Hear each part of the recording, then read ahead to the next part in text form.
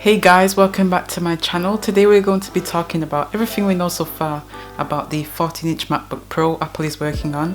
And then before we jump right into this video, make sure you leave a like and subscribe, as it really helps my channel out and makes me promote my content to more people. Our channel recently hit over 500 views, which I'm really happy about. And yeah, so I guess let's get straight in. So this video is split into 5 different sections. So display, specs, special features, who it appeals to, and the pricing. So let's get straight in. So in case you didn't know, Apple is planning to release a new 14-inch MacBook Pro, which is expected to replace the current 13-inch MacBook Pro. There's been many speculation that it could be that its release could be imminent, but we do not know at the moment. It could be released at WWDC or maybe in autumn later this year, but that's all we know so far. Number 1, the display.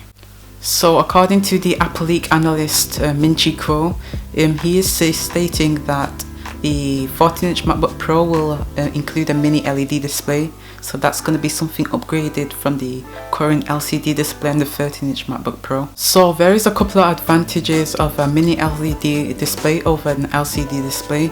That is that a mini LED display has more dimming zones. So that means it will have a better contrast ratio and it will make the colors pop more.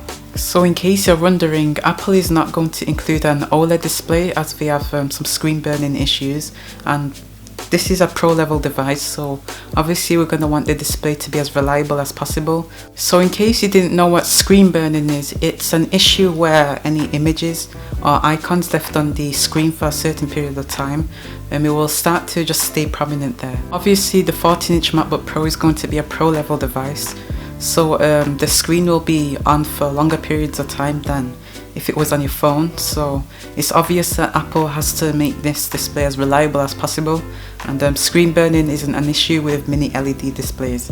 So that's why Apple isn't including an OLED display with this MacBook. So since Apple is going to increase the display size, the bezels are obviously going to shrink, so they're not going to be as thick as the ones on the 13-inch MacBook Pro.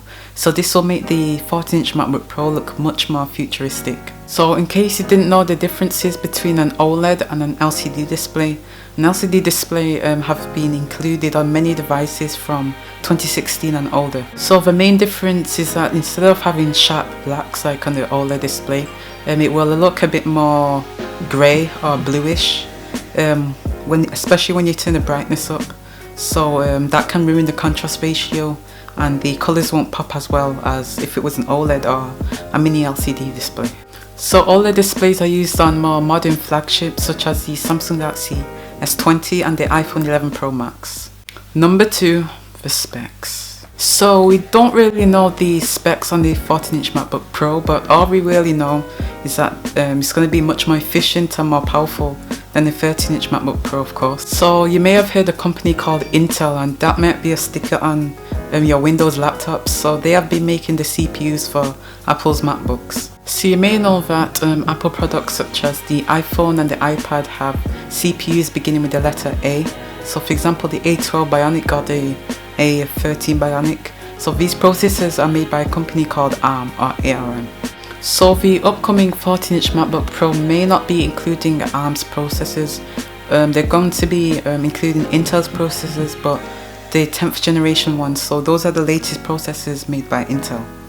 So the 2020 MacBook Air is the first Apple device to include this 10th generation Intel processor.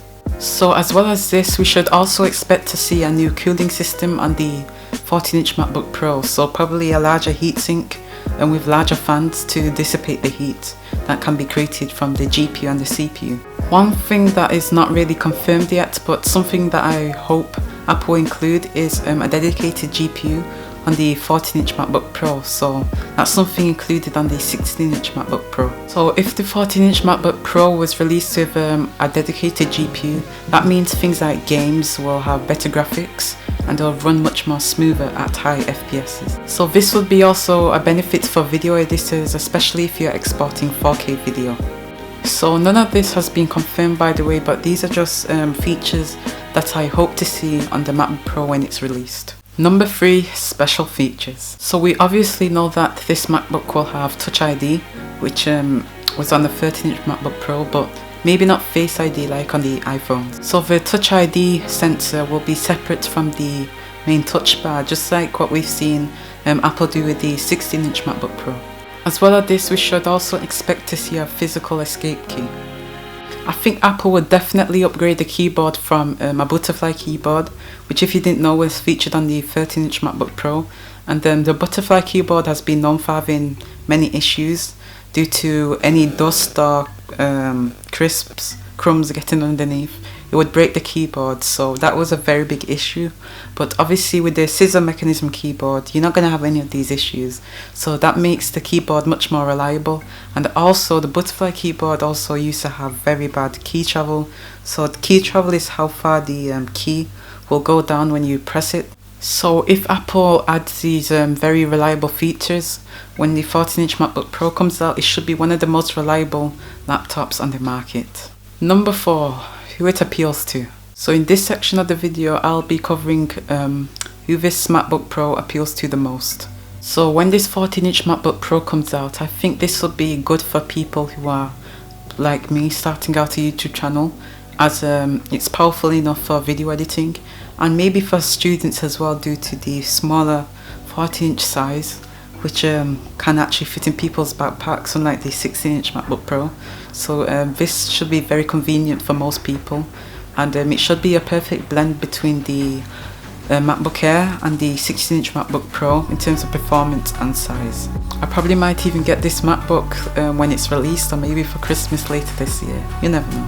Last but not least, number 5, the pricing. So not much details on the pricing has been leaked by any other sources. I'm guessing that the 14-inch MacBook Pro will start at the same price as the current 13-inch MacBook Pro, which is £1,200. Hey guys, I'm in the middle of editing this video and I just realised that I made a mistake. So I said it starts at £1,200, but it actually starts at £1,299, which is obviously closer to £1,300.